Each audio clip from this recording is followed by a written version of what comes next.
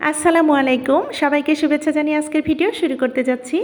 আজ আপনাদের সামনে নিয়ে এসেছি ব্যতিক্রমী একটি সুস্বাদু আলু ভাজা রেসিপি। এই আলু ভাজা রেসিপিটি খাসি বা গরুর চর্বি দিয়ে করে থাকি। কিভাবে আমি এই আলু ভাজাটা গরু বা খাসির চর্বি দিয়ে করে নিয়েছি সেটা আপনাদের সঙ্গে শেয়ার করতে যাচ্ছি, আশা করি ভালো লাগবে। এই চর্বিগুলো ফেলে না দিয়ে আমরা বিভিন্ন ধরনের রেসিপি তৈরি করে নিতে পারি, তাই আমরা এই খাসি বা গরুর চর্বিগুলো ফেলে না দিয়ে আমরা বিভিন্ন ধরনের সুস্বাদু রেসিপি তৈরি করে নিতে চেষ্টা করব। অবশ্যই আপনাদের সঙ্গে শেয়ার করব, পরবর্তী ভিডিওতে চেষ্টা করব আমি। আর এই চর্বিগুলো আমাদের বডির জন্য ভীষণ উপকারী, বিশেষ করে ছোট বাচ্চাদের গ্রোথ বৃদ্ধি করতে সহায়ক ভূমিকা পালন করে। অবশ্যই পরিমাণ মতো খেতে হবে। আর এই কথাটা আমার না, পুষ্টিগুণ বিশেষজ্ঞদের কথা।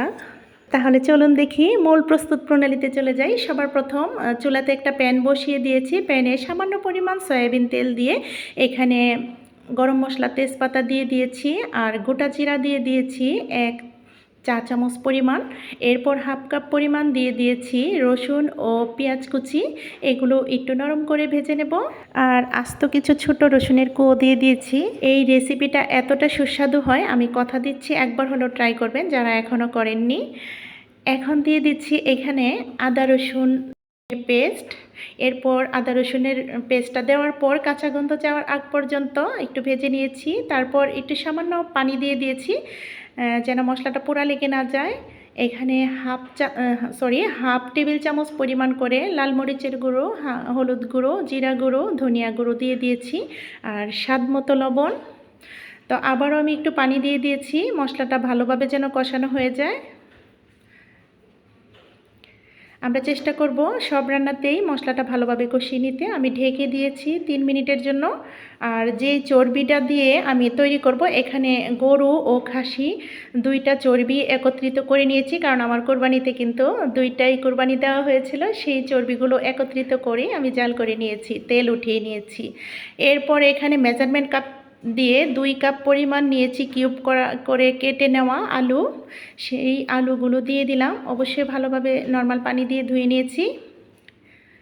আমরা বট বা ভুড়ি ভাজির জন্য আলু দিলে যেভাবে আলুটা দেই, সেম ওইভাবেই আমি আলুটা কেটে নিয়েছি। আর এই আলু ভাজা রেসিপিটাও কিন্তু বট বা ভুড়ি ভাজি করলে আমরা খেতে যে স্বাদটা পাই, সেম ওই স্বাদটাই পাওয়া যায়।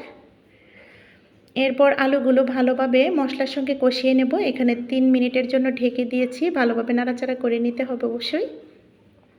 3 মিনিট পর আবারও ঢাকনাটা সরিয়ে একটু নাড়াচাড়া করে নিচ্ছি। দেখতে পাচ্ছেন আলুগুলো যেহেতু পুরাতন আলু একটু সেদ্ধ হতে সময় লাগে, সেজন্য আমি এখানে সামান্য পরিমাণ পানি দিয়ে দেব। তো এখানে সামান্য পরিমাণ পানি দিয়ে দিয়েছি যেন আলুটা ভালোভাবে সেদ্ধ হয়। আবারও নাড়াচাড়া করে ঢেকে দিচ্ছি এখানে 3-4 মিনিটের জন্য। 3-4 মিনিট পর ঢাকনাটা সরিয়ে আবারও একটু নাড়াচাড়া করে নিচ্ছি। আলুটা 90% সেদ্ধ হয়ে গেছে। এই পর্যায়ে আমি সমস্ত চর্বিগুলো দিয়ে দিচ্ছি। আমি আবারও বলছি, এটা শুধু খাসির চর্বি দিয়েও হবে, গরুর চর্বি দিয়েও হবে। আমার 2 ধরনের চর্বি এখানে মিক্সড আছে, সেটা দিয়ে করে নিচ্ছি। আর এই চর্বিগুলো থেকে আমি তেল উঠিয়ে নিয়েছিলাম, যে অবশিষ্ট চর্বিগুলো ছিল সেগুলো দিয়ে করে নিয়েছি। সমস্ত চর্বিগুলো ঢেলে দেওয়ার পর ভালোভাবে ভাজা ভাজা করে নিচ্ছি, আলুর সঙ্গে গামাখা করে নিচ্ছি মশলা ও আলুর সঙ্গে। আর আপনারা যদি কাঁচা চর্বি দিয়ে করতে চান তাহলে কিন্তু চর্বিটা আগে মশলার সঙ্গে কষিয়ে নিতে হবে, কষিয়ে নিয়ে উঠিয়ে নিতে হবে, মাছ যেভাবে আমরা কষিয়ে নিই। আমি আপনাদেরকে সাজেস্ট করব, ভেজে নেওয়া যে চর্বিটা দিয়ে আলু ভাজাটা করলে বেশি টেস্টি হয়, খুব সুন্দর একটা সুঘ্রাণ হয়, আর তেলের পরিমাণটাও একটু কম কম হয়, ভালো লাগে খেতে। আর কাঁচা চর্বিটা যদি দেন তাহলে সমস্ত তেলটাই কিন্তু গলে একটু বেশি বেশি তেল হয়ে যাবে, তাই খেতে কিন্তু এটার মতো ওইটা এতটা স্বাদ হয় না। আমি দোনোভাবেই খেয়ে দেখেছি, এই ভাজা তেলটা দিয়ে বেশি ভালো লাগে।